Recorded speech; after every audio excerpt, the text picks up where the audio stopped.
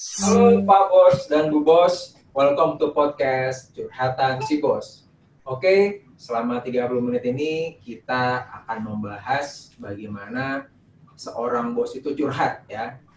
Perkenalkan, saya Aditya Akila Pramodia dan saya ditemani oleh rekan saya Mas Ruli Malong. Selamat siang Mas Ruli. Selamat sore Mas Adi, selamat sore Sore, juga ya. untuk penonton podcast Curhatan Si Bos ya. Pasti banyak yang menunggu acara ini nih. Karena kenapa? Betul banget Mas Ruli. Karena kita akan menginterview orang-orang besar, orang-orang sukses dan orang-orang yang kita pilih Mas Adit. Oke, silakan Mas Adit lanjut. Oke, Mas Ruli. Jadi kita ini kedatangan seorang Pak Bos nih ya. Pak Bos ya, oke. Panggil Pak Bos. Nah, beliau ini dia memiliki kerajaan bisnis consulting. Beliau sudah 15 tahun berbisnis 15 ya. tahun, oke. Sekarang karyawannya sudah ratusan. Kliennya juga banyak banget Mas Ruli ya. Sudah membantu banyak klien dan pastinya itu. Kliennya banyak banget terus dan karyawannya juga banyak prestasi nih Mas Ruli. Dengar-dengar juga Mas Adit, si bos ini dulu sempat menjadi pegawai ya. Betul banget Mas Ruli. Jadi nggak lahir langsung jadi bos, jadi pegawai dulu. Dari bayi dulu Mas Ruli.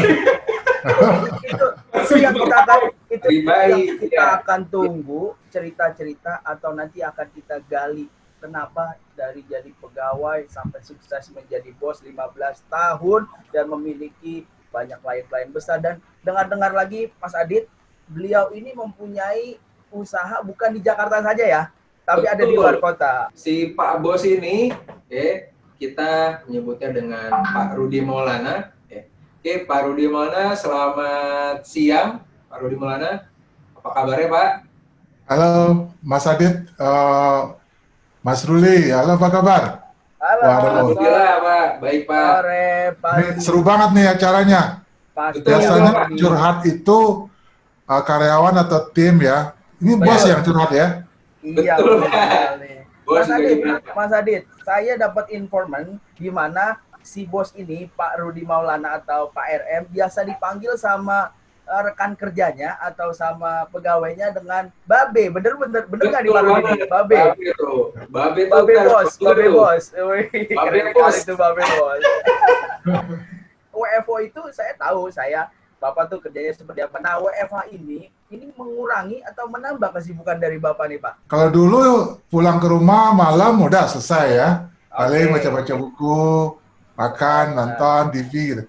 Sekarang malam masih Zoom meeting. Kadang malam aja 2 meeting tuh kadang. Selesai pernah kita meeting selesai jam 2 malam, jam 1 malam pakai Zoom. Itu WFH ya, Pak ya? Itu WFH ya Pak, karena menambah jam kerjanya Pak. Malah sekarang bukan lagi ya. Faktanya adalah kerja itu sekarang bukan terpacu dengan waktu, tapi terpacu dengan result Pak, hasil-hasil. Waktu itu bolehlah kita pakai work from office, karena kita kerja dari jam 9 sampai jam 6 pulang, entahlah kayak gimana. Tapi sekarang ada cara-cara jitu seperti strateginya OKR ya Pak ya, yang lagi happening banget nih Pak. Jadi saya dengar nih, jadi pegawai dimonitoringnya dengan OKR dan lalu nanti digali-gali lagi dengan leadernya ya. OKR itu apa ya? Pak Rudi mungkin Pak bisa jelaskan dikit Pak, mungkin OKR Pak sebelum kita ya. Pak. Jadi OKR itu sebenarnya tools yang dipopulerkan oleh Google ya. Namanya Objective Key Result ya. Itu sangat diperlukan saat ini untuk WFH. Karena kalau WFH ini kan repot ya kalau kita mau satukan ide, satukan pikiran, mau diskusi, mau rancang objektif bersama. Karena orang kan pencar-pencar ya. Betul. Ada yang di Tasikmalaya, ada yang di Surabaya, ada di Madiun. Betul, Pak. Kalau objektifnya nggak sama, itu bahaya kalau orang WFH kayak gitu. Ntar mikirnya beda-beda. Terus kemudian nggak ada kesamaan, key result-nya nggak jelas. Terus inisiatifnya sendiri-sendiri gitu. Nah, OKR tuh bagus banget untuk WFH. Sekarang jadi jelas objektifnya, jelas key result-nya. Terus inisiatifnya juga jadi banyak ide. Karena dengan objektif, kalau di OKR kan harus challenging ya. Kita bilang challenging but not impossible gitu. Kalau objektif key result itu. Impossible. Oke. Nah, orang tuh jadi, wah kok berat banget, nggak ada masalah. Yang penting inisiatifnya apa, ide-idenya apa. Karena OKR itu bukan tools untuk evaluasi kinerja karyawan, bukan. Tapi tools untuk memancing ide-ide kreatif, ide-ide yang lebih berani. Nah, orang-orang kalau kerja di rumah, kalau nggak di-challenge dengan ide-ide yang berani, dia jadi rebahan dong. Betul, Pak. Kaum rebahan, Pak. Ya, itu dia. Jadi, ya curhat dikit ya. Kita kadang-kadang suka takut kalau orang nanti rebahan semua gitu. Oke, Nah, baik itu Pak. OKR. Luar biasa. Tadi saya kutip Pak dari pernyataan Bapak adalah OKR itu adalah memancing untuk memberikan ide-ide kreatif. Benar sekali Pak. Kalau nggak ada challenging, kita akan santai-santai di rumah tuh biasanya karena tidak ada OKR itu. Betul, OKR betul. itu bisa dikontrol atau dimonitoring oleh leadernya gitu. Oke, makasih Mas Ruli. Jadi tadi intermezzo ya, kita bahas OKR. Ya, intermezzo betul. Sekarang Oh, kita baru intermezzo? intermezzo Pak, tadi Pak. Wah, apa nih? Intermezzonya berat ya, Mas Ruli. Oke Ya, Pak. betul. Oke, jadi kita ada beberapa pertanyaan nih buat Pak Bos Rudi. Tadi kan kita sempat bilang Babe Bos ini pengalaman 15 tahun ya berbisnis gitu ya. Mungkin boleh ceritain nggak nih Pak? Pak Babe ya, sorry. Boleh kita nggak gimana Babe Bos ini merintis bisnisnya sehingga bisa sukses seperti ini? Oke, sebenarnya kalau ditanya bagaimana merintis dan bagaimana sukses, itu dua pertanyaan yang berbeda ya. Kalau bagaimana merintis, ya dulu pertama kali waktu awal-awal itu bersama Pak Roni ya merintisnya. Oh. Jadi kita bagi-bagi tugas. Pak Roni biasalah seperti sekarang bagian yang berat-berat, yang konsultan, yang ngajarin orang, itu Pak Roni. Kalau saya bagian kreatif, bagian marketing, bagian product development, bagian inovasi, bagian pengembangan bisnis. Nah, itu bagaimana kita merancangnya di membangun bisnis waktu itu. Kemudian kalau kiat suksesnya gimana? Nah, kiat sukses ini ternyata bukan dari saya ternyata. Kiat sukses itu ternyata berasal dari partner-partner atau karyawan-karyawan yang kita angkat menjadi partner-partner yang kemudian lahirlah bisnis unit di bawah Proxys Group. Jadi tim-tim itulah yang mengembangkan. Jadi kalau ditanya apa kiat suksesnya adalah kita punya tim yang luar biasa, yang punya misi yang sama untuk mengembangkan bisnis masing-masing di dalam grup Proxys, sehingga akhirnya Proxys beranak pinak menjadi hampir 19 unit bisnis seperti sekarang ini. 19 ya. Itu kurang lebih yang kiat suksesnya ya, bukan dari saya, tapi dari partner-partner, karyawan-karyawan yang kita angkat menjadi business owner kita menyebutnya. Mas Adit juga kan udah jadi business manager ya sekarang ya? Betul Pak, saya juga. Kayaknya tahun ini IT JID Assessment hampir 1000% tuh growth-nya dibanding tahun lalu. Alhamdulillah Pak, jadi support sama banyak BOD juga dan lain-lain ya. Ya, nah itu kolaborasi ya. Itu Ya. cara berkolaborasi pasti Bapak tahu dong kiat-kiatnya. Ini bukan ngomongin sukses ya, tapi kiat-kiatnya gimana cara kolaborasi satu visi dan kita maju bersama. Itu gimana tuh Pak? Bisa dibagikan kepada para penonton podcast Si Curhat Si Bos, Pak? Ya, kalau yang namanya kolaborasi, kita itu harus punya yang namanya purpose. Purpose ya. Purpose itu bedanya dengan objektif apa?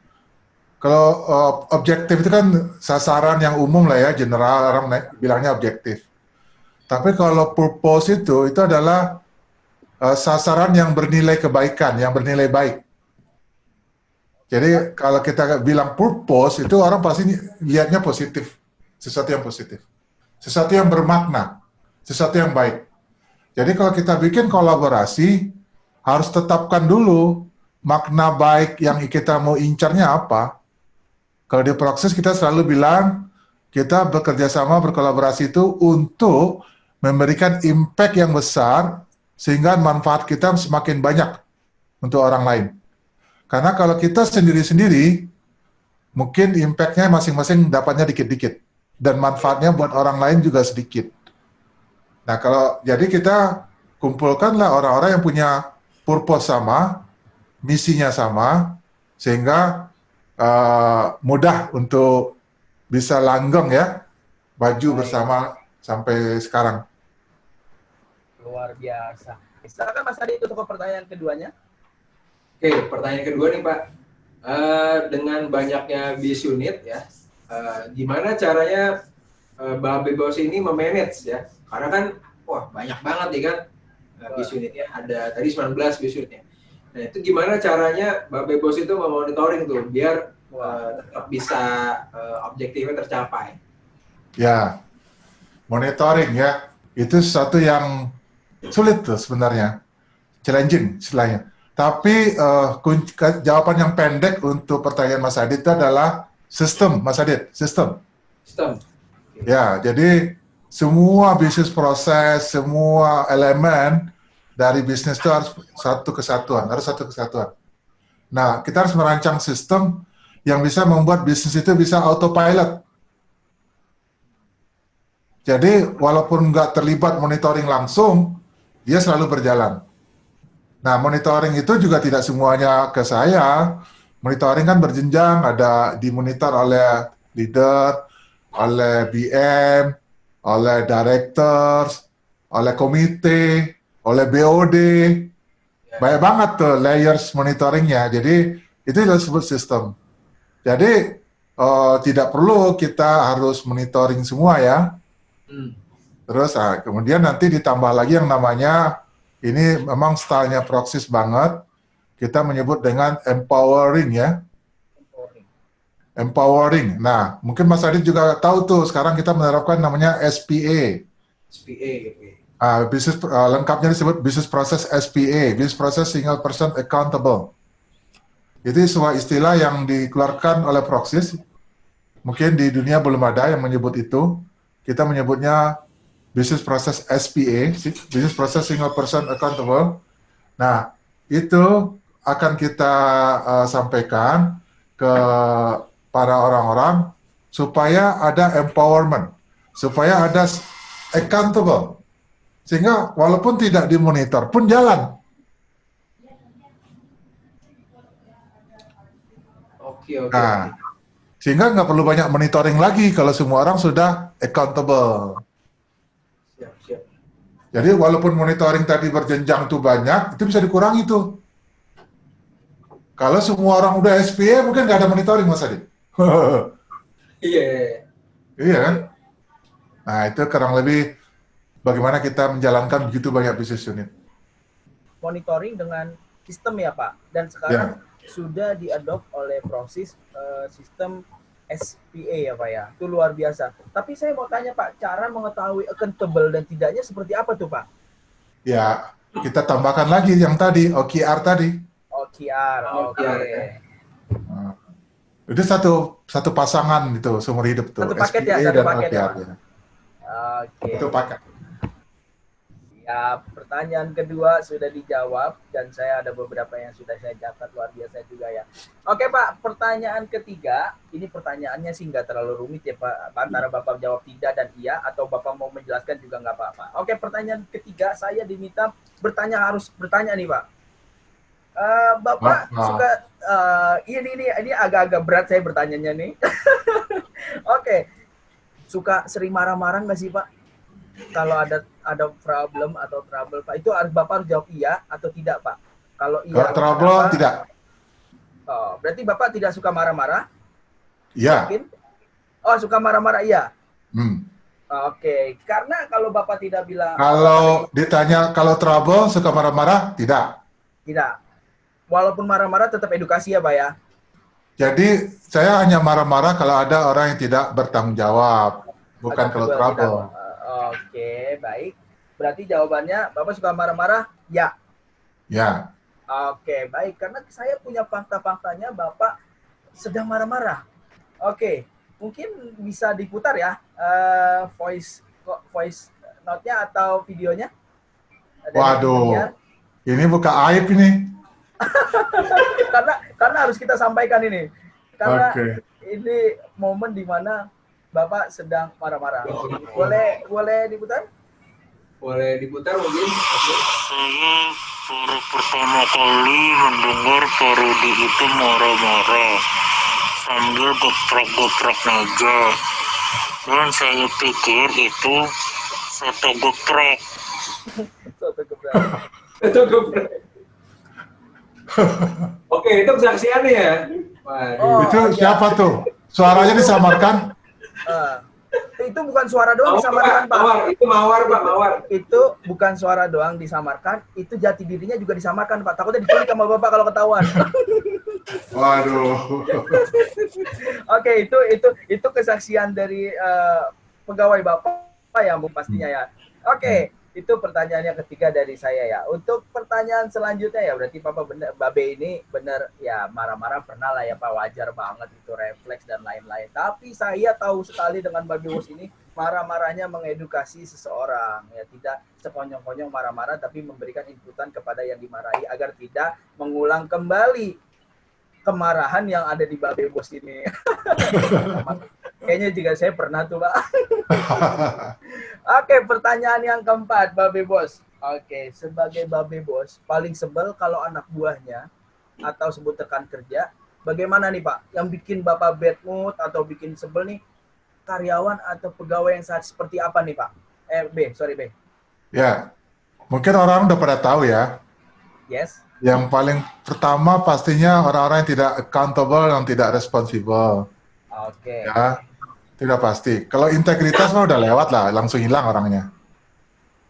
Oke. Tapi kalau yang bikin kesel, yang bikin nggak bisa menahan tuh kalau tidak responsible, tidak accountable. Terus apalagi yang bikin bad mood. Yes. Biasanya yang bikin bad mood tuh ada 4 kata terlarang. Mungkin Mas Ruli udah tahu 4 kata terlarang. Terlarang nih, catat nih Mas Ruli nih. Yap. Nggak tahu kali ya. 1, kalau mengatakan tidak tahu. Tidak tahu. Baik. Kalau kedua, kalau mengatakan bingung. Yes. Itu yang bikin bad mood tuh ya. Nggak marah biasanya kalau itu mah, cuman jadi bad mood tuh. Oke Pak, tidak tahu, bingung, lalu? Yang suka mengatakan bingung. Ketiga, yang suka mengatakan apa ya? Menunggu, sedang menunggu. Baik. Apalagi Tidak tahu. Tidak tahu, bingung, menunggu, bingung, lalu? sedang menunggu. Terus yang suka mengatakan kalau ditanya menurut Bapak Anu. Asumsi. Bukan. Nggak punya pikiran sendiri, selalu ngomongin Bapak Anu. Oke. Tukang, istilahnya apa? Tukang pos, Pak ya? Tukang pos, ya. Istilahnya tukang pos. Oke, di sini ada 4 ya. Baik. Ini yang membuat Babe Bos kita sangat-sangat bad mood ya. Saya catat ya Pak, dan saya akan ingat di otak saya Pak agar tidak melakukan seperti ini. Oke, kalau sebel atau itu tadi ada Babe Bos kita mengatakan tidak responsibel, tidak accountable. Itu bukan Babe saja yang akan bete. Saya juga digituin sama istri saya bete tuh, Be. Ya, disuruh beli telur gak pulang-pulang, main bola, marah kan? Betul, Be. Kita kan karena belajar dari dalam dulu baru keluar. Ya nggak, Be? Iyo. Oke, pertanyaan keempat sudah dijawab ya sama Babe Bos. Simple. Tapi bagi orang-orang yang tidak responsibel, tidak accountable, apalagi tadi 4 kalimat itu tadi, dia akan berasa nih videonya diputar. Wah, berarti gua tahu nih caranya buat bikin senang Babe Bos. Karena udah dikasih info dong sama Babe ya. Harusnya dia malah saya mah jangan juga sampai dibikin senang, nggak perlu. Oke. Itu kan sesuatu yang baik kan, responsible dan accountable kan baik. Bukan gara-gara ketemu saya terus jadi responsible, di mana-mana kan itu dipakai.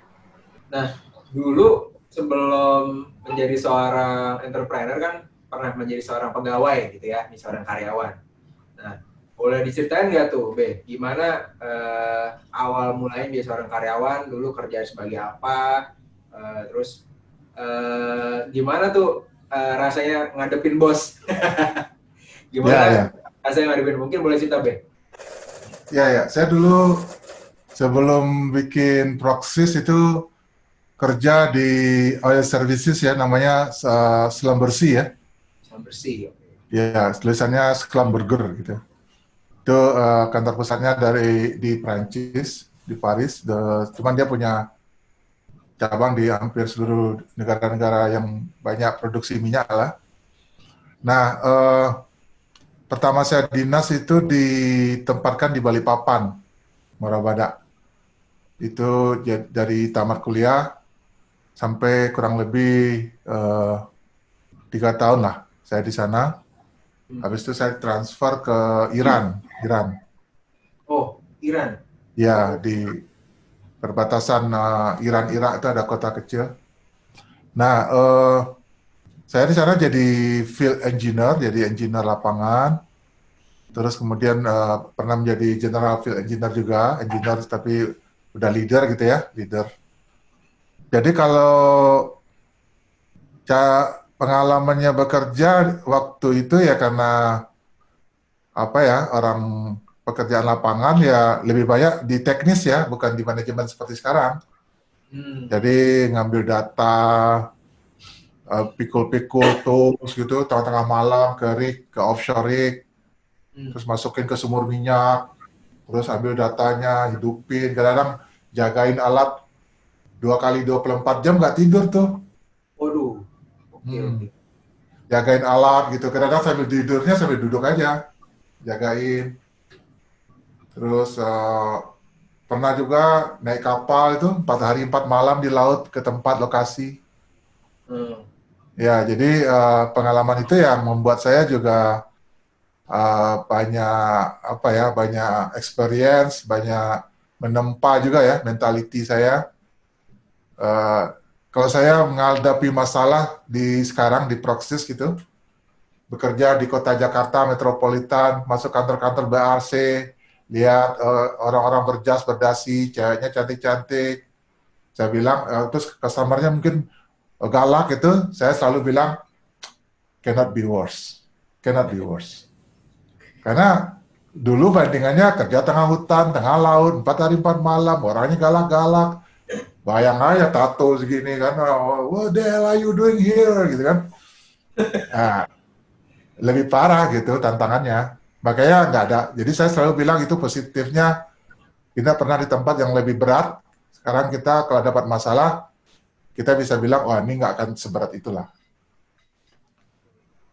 Seru banget nih. Mungkin Mas Ruli ada tanggapan, Mas Ruli? Saya sih mau menanggapi Pak, mungkin kalau tatonya besar, kalau badan sama kali ya Pak ya? Ya, alhamdulillah badannya gede, jadi yang di Arab-Arab tuh nggak berani juga dia macam-macam. Oke.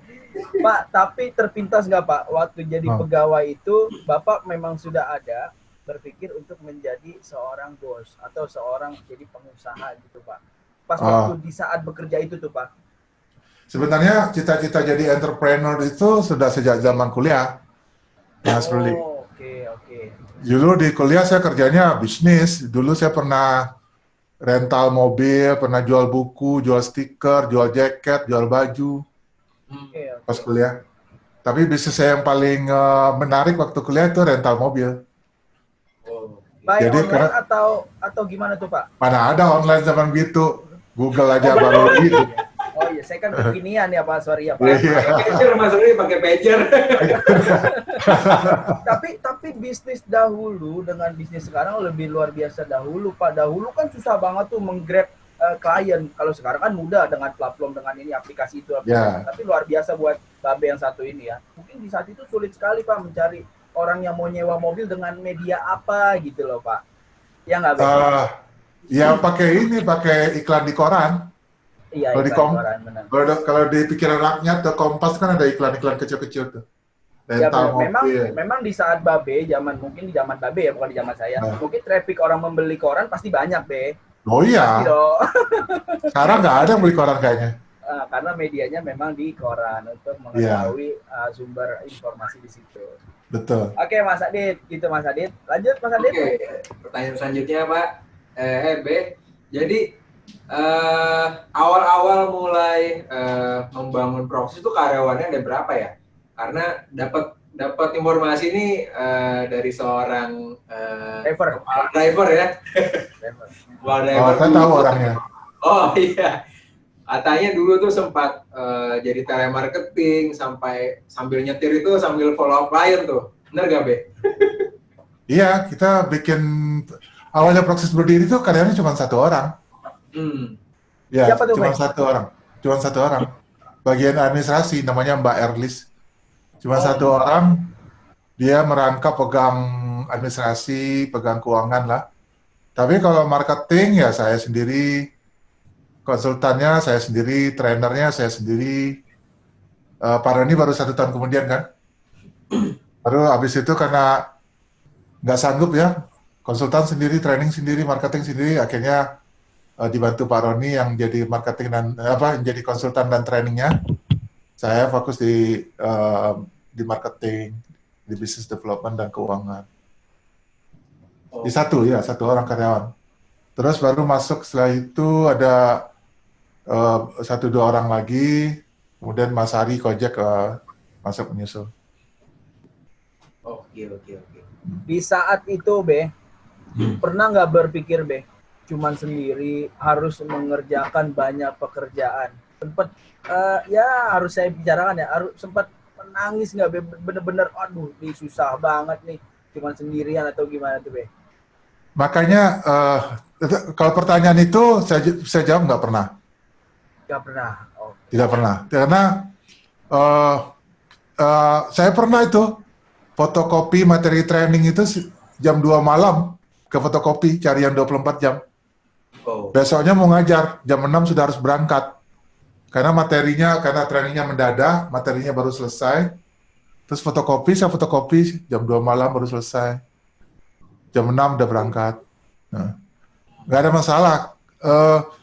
Makanya itulah gunanya purpose ya. Kalau kita punya purpose itu kuat, dream-nya kenceng, itu nggak akan pernah membuat kalau usaha menuju dream dan purpose itu nggak akan pernah membuat kita sedih. Yang ada kita bahagia terus. Kenapa kita bisa bahagia terus? Alhamdulillah dapat kontrak, alhamdulillah ada klien, alhamdulillah ada konsultasi. Masa dapat kerjaan nangis? Itu kan Tuhan marah lah. Iya. Kita malah mau ngejar dream, dapat kontrak banyak. Dikasih kontrak, nangis, banyak proyek katanya. Kita dulu ada pepatah bagus tuh. Semua orang Proses tuh tahu tuh. Apa tuh, Be? Lebih baik sakit kepala banyak kontrak dibandingkan sakit perut tidak ada kontrak. Saya pernah dengar tuh beberapa kali tuh. Cuman saya dipertebal lagi langsung menginterview Babe nih. Langsung menempel nih, Be. Lebih baik pusing kebanyakan kontrak daripada sakit perut nggak ada kontrak. Nggak ada kontrak. Saya tahu tuh sakit perutnya kenapa tuh. Mungkin belum makan kali ya, Be ya. Baik. Kita Mas Adit, kita masuk ke pertanyaan selanjutnya ya. Ini sebenarnya pertanyaan Babe sudah pernah merasakan kesedihan atau nangisan, tadi dijawab sama Babe tidak ada ya, karena kan purpose-nya tebel, tujuannya kita jelas, kenapa harus sedih orang kita, nanti Tuhan marah ya, Be, kalau kayak gitu kita menolak kerjaan atau lain-lain. Oke, Be, pertanyaan yang ke-9 harus saya sampaikan, pernah gagal dalam membangun usaha Babe, lalu definisi gagal menurut Babe seperti apa nih? Saya selalu mengatakan dalam ingatan saya begini, setahu saya nggak pernah merasa gagal. Babe tidak pernah merasa gagal. Ya. Jadi kalau saya lihat ke belakang, sebenarnya banyak yang saya lakukan tidak berhasil. Baik. Tapi kok saya nggak pernah merasa gagal. Belum pernah dalam perasaan saya kok merasa gagal, itu belum pernah rasanya. Jadi kalau itu kan kontradiktif ya. Yang dilakukan banyak juga yang tidak berhasil, tapi kenapa tidak pernah merasa gagal? Malah saya selalu bilang ke istri saya, kok kita selalu mendapat lebih dari yang kita harapkan ya. Walaupun tidak sama seperti yang kita cari, yang kita kejar. Sehingga nggak pernah rasanya dalam hidup saya merasa gagal. Malah saya selalu merasa kok selalu dimudahkan dalam hidup saya. Sehingga saya pernah merasa takut sendiri, kalau selama hidup saya selalu diberi kemudahan, saya takutnya nanti kemudahan-kemudahan itu diambil. Itu Jadi pernyataan Babe pernah gagal apa tidak? Babe jawab tidak pernah gagal, dan malah Babe memperjelas atau menebalkan malah saya dimudahkan oleh Tuhan ya. Nah, itu jawaban yang pertama, Pak. Be. Nah, yang kedua ini menurut Babe definisi gagal tuh seperti apa gitu? Kalau gagal nih, Be, definisinya. Ya. Apa ya definisi gagal saya ya? Apa mungkin nggak bisa menjawab karena Babe sukses terus dan tidak pernah gagal? Bisa jadi. Bisa jadi, benar. Karena kita menjawab harus. Saya nggak pernah memikirkannya masalahnya. Oh, oke. Iya. Salah pertanyaan kita Mas Ruli. Tapi wasting time juga memikirkan kegagalan, Be. Ya nggak, Be? Ya coba dikasih soal bocoran dulu tadi saya pikirin itu definisinya. Berarti oke, jawaban definisi gagal menurut Babe tidak ada ya. Karena apa? Karena Babe bos kita, pemilik Proksis ini, Pak Rudi Maulana ini tidak pernah merasa gagal, malah kebalikannya diberi kemudahan selalu oleh Tuhan Yang Maha Esa ya. Kalau Mas Ruli nanya begini, apakah ada planning-planningnya yang tidak tercapai? Saya akan bilang banyak. Oke, boleh bisa kita geser ke situ ya, Bapak yang bertanya, Bapak yang menjawab, Bapak yang menjawab. Ya. Oke, Be, Ya, planningnya itu apa banyak. nih? Planning yang terhambat tuh, mungkin bisa disampaikan. Ya, contohnya kita dulu pernah mau bikin bisnis namanya Proksis Hospitality, itu nggak jalan. Oke, saya tahu itu, saya tahu. Ya, Oke, kita lalu? pernah bikin bisnis ICA, terus akhirnya kita rubah menjadi bisnis lain, Proksis Academy. Proksis Academy. Kita pernah bikin, kita pernah hire misalnya partner-partner untuk mengembangkan sebuah bisnis, tapi akhirnya tidak akur gitu ya, tidak berjalan lancar gitu ya. Baik. Nah, itu Mas Ruli juga tahu. Betul, saya tahu itu, Pak. Yang hospitality malah saya tahu banget. Baik, sebelum ke pertanyaan selanjutnya, saya doakan lagi kepada Babe kita, Babe bos kita, Pak Rudi Maulana, supaya tidak menemui hal-hal kegagalan ya. Jadi lancar-lancar aja, amin. Oke, Mas Adit, kita langsung ke pertanyaan selanjutnya. Di pertanyaan yang ke-11, Mas Adit, silakan. Oke, makasih Mas Ruli. Jadi, kalau boleh tanya nih, kira-kira ada pesan nggak nih buat para leader-leader di Proksis nih yang lagi membangun bisnis, atau buat para entrepreneur di luar, tips and triknya gimana, Pak? Waduh, kalau tips and triknya banyak banget ya. Proksis Way itu ada 26 elemen tuh, itu tips and trik semua itu. Ini Jadi, sih pertanyaan bisa semalaman nih kayaknya nih. Tapi istilahnya itu banyak banget yang harus kita siapkan untuk membangun sebuah bisnis. Betul, Tapi pada intinya, just do it. Pertama harus believe dulu. Mantranya tuh believe dulu. Kemudian mantra kedua adalah fokus. Believe, fokus. Jadi selesaikan dulu satu, baru loncat ke yang kedua atau yang ketiga. Terus setelah believe dan fokus, baru mulai disusun bisnisnya tadi menggunakan tangga yang selalu saya bilang tangga bisnis. Ya, pertama belajarlah untuk menjual. Yang kedua belajarlah untuk menguasai keuangan. Yang ketiga belajarlah untuk membangun tim. Keempat belajarlah untuk membangun sistem. Habis itu baru kita masuk ke tahap yang menumbuhkan bisnis, meleverage dan seterusnya. Tapi 4 hal itu tuh harus dikuasai dulu. Jadi jangan berpikir mau hebat, mau sukses bisnisnya, tapi nggak punya kompetensi di 4 itu. Tapi nggak usah khawatir juga, bukan harus belajar dulu harus membangun bisnis, tapi kompetensi itu dipelajari sambil membangun bisnis. Oh, Tapi itu semua dimulai dulu dengan tadi belief dan fokus. Itu mungkin yang tips simpelnya. Belief, fokus, dan Belief, belief. yakin. Oke. Lalu, Be, kira-kira ada harapan apa nih buat next generation nih, Pak?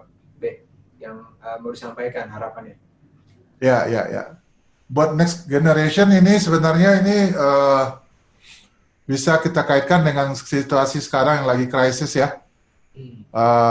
Krisis ekonomi di mana-mana dan banyak negara mengalami resesi ya. Pertumbuhan minus 2 kuartal berturut-turut dan parah dan cukup besar minusnya. Jadi ini mungkin bisa menjadi pesan buat generasi berikutnya bahwa perubahan itu cepat sekali. Perubahan itu cepat sekali. Kalau dulu perubahan itu mungkin sekali 10 tahun, sekali 20 tahun. Sekarang mungkin perubahan itu sekali 5 tahun sudah berubah. 10 sampai 5 tahun pun sudah berubah. Jadi harus cepat juga belajarnya. Jadi hal-hal baru itu harus dipelajari. Kata Mas sekarang nih kan, Mas Ruli, Mas Adit tuh belajar jadi host, jadi MC, siaran live, web streaming, OBS. Itu nggak ada tuh di zaman dulu. Ya, nggak usah zaman dulu lah.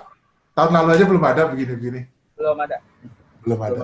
Ini pertanyaan penutup ya, Bea, penutup artinya penutup di sesi ini ya, tapi nanti ada Q&A lagi, pertanyaan yang harus dijawab dengan cepat. Oke, pertanyaan terakhir adalah menurut Babe nih ya, definisi sukses tuh menurut Babe secara luas, secara singkat bisa disampaikan ke kita semuanya, Be, jadi kita tahu nih sukses itu seperti apa. Silakan, Be. Kalau definisi saya, sukses itu kalau bisa menjadi orang yang bermanfaat buat orang lain, buat orang banyak.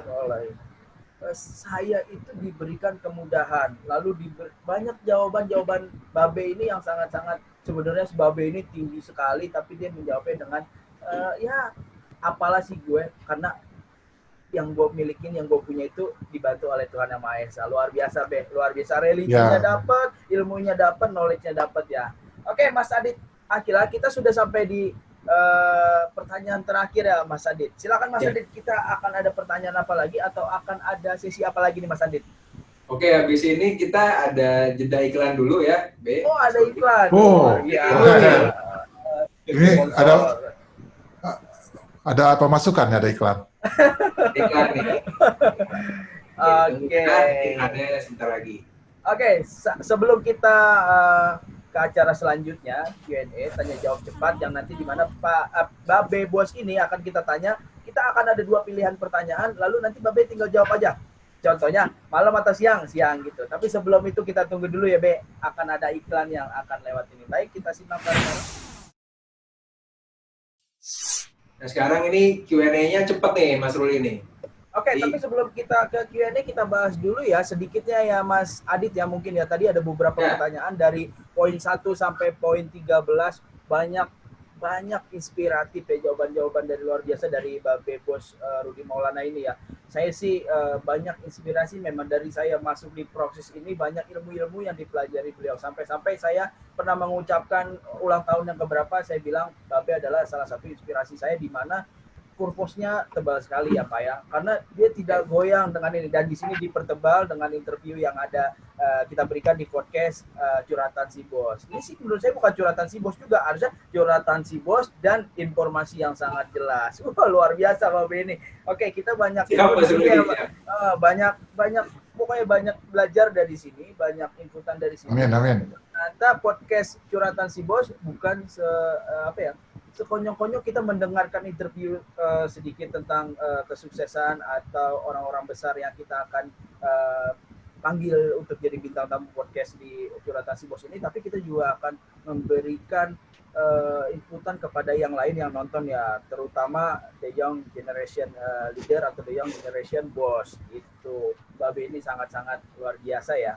Oke, Mas Adit, kita masuk ke sesi kedua ya, Mas Adit ya. Ada Q&A, tanya jawab cepat. Nah, nanti si Babe Bos ini kita akan berikan pertanyaan cepat. Cuma ada 2 pilihan, antara Babe milih yang A atau yang B. Tapi harus cepat ya, Be ya. Tidak boleh dipikir-pikir. Ini harus keluar dari refleks nurani yang terkawal. Ini jebakan Batman nih, jebakan nih.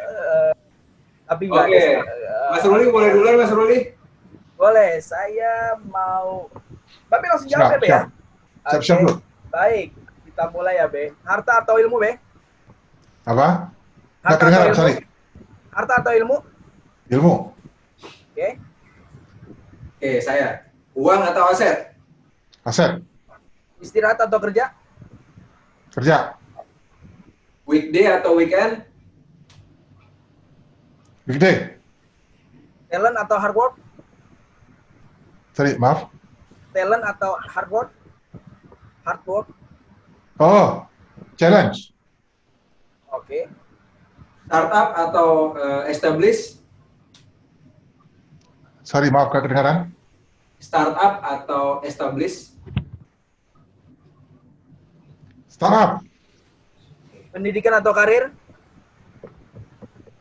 Pendidikan. Olahraga atau main games? Olahraga. Drakor atau action? Drakor atau action? Apa? Drakor atau action? Action. Oh, kirain drakor. Drakor. Itu istri saya itu. MU atau Liverpool, Pak? Nah, ini sulit nih. Enggak lah, MU lah. Kok sulit? MU, GGMU ya? Mas Ruli apa Mas Ruli? Saya nggak MU, nggak itulah. Itu saya. Iya. Oke, sekali lagi, Be. Tapi respect of Liverpool. Oke, harus dong. Betul. Oke, Be. Persija atau Semen Padang? Sulit banget sih pertanyaannya. Persija. Persija. Kenapa nggak Semen Padang, Be? Sorry, saya perluas. Kenapa nggak Semen Padang? Itu Kalah mulu. Baik, lanjut Mas Adit. Oke, terakhir nih, Be. Bos atau leader? Leader. Oke, leader. Oke, Q&A-nya sudah selesai dan banyak jawaban-jawaban yang sudah dijawab oleh Babe kita ya. MU Liverpool, MU Chelsea, MU dong, nggak sulit itu. Karena saya tahu waktu saya pakai sweater MU, Babe ini udah melirik-lirik, wah punya sweater MU nih. Saya sempat disapa seperti itu sama Babe. Believe first itu kan juga di MU ada tuh. Betul sekali.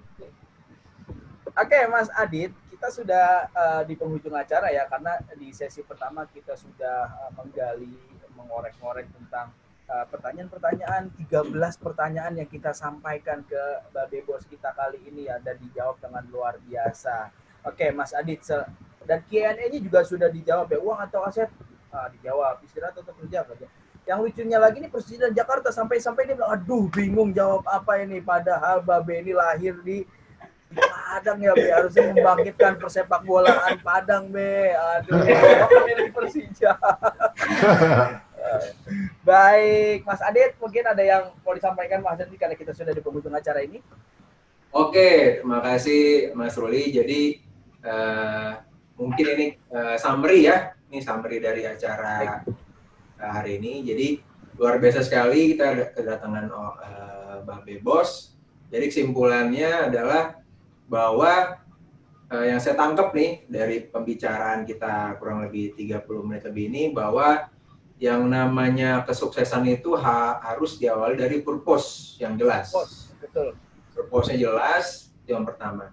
Lalu yang kedua, kita harus believe sama diri kita sendiri. Jadi kalau kita nggak yakin sama diri kita sendiri, kita akan sulit tuh untuk menggapai impian kita.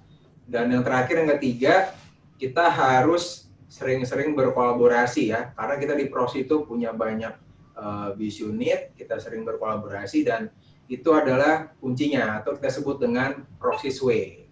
Oke, mungkin itu saja kesimpulannya, Mas Ruli. Luar biasa ya kesimpulannya. Dan saya nambahin satu ya, karena kita harus modernisasi ya, B, karena kita ada dimanapun kita harus mengikuti habit yang ada ya, Bea. Jangan tidak bisa karena apa? Kalau manusia yang tidak dinamis itu akan dimakan zaman ya, Be. Contohnya yang dulunya handphone itu yang apa?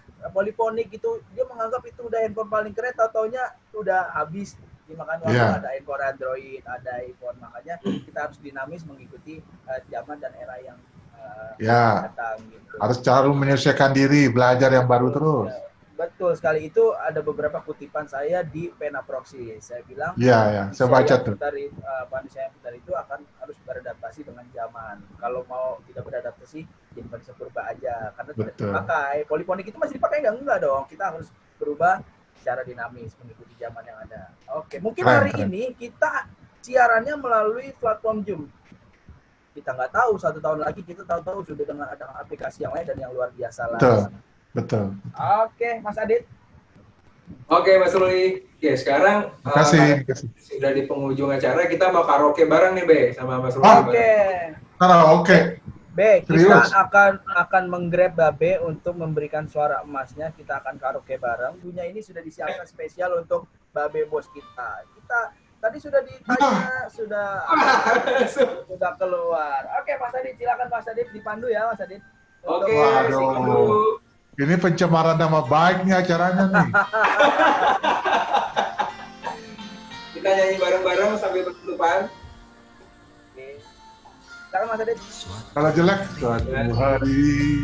Ayo Mas Ruli bareng dong. Dikala kita duduk di tepi pantai. Keren sekali. Dan memandang ombak lautan yang kiat menepi. Oke, kita sambil nyanyi, kita sambil berpelukan. Burung campuran Jadi ini bermain di derunya air. Ditunggu di selanjutnya. Suara alam ini Para Pak Bos dan Bu Bos yang lain. hangat dan kuat kita. Oke, saya Aditya Akila dan rekan saya Mas Ruli Malo. Pak Babe Bos, Pak Babe Rudi, terima kasih untuk kesediaannya sore hari ini ya. Waalaikumsalam. Waalaikumsalam. Suara kita Barangnya tanggung jawab loh ya, nggak bisa nyanyi ke orang protes Pak.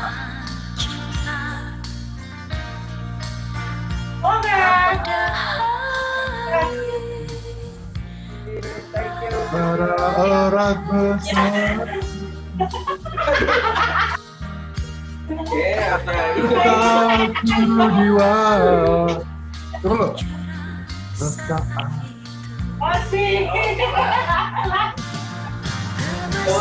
Saat ini janganlah cepat berlalu. asik. Kemesraan ini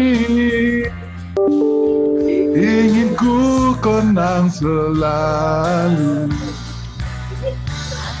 Hatiku damai, jiwaku tentram di sampingmu. Hatiku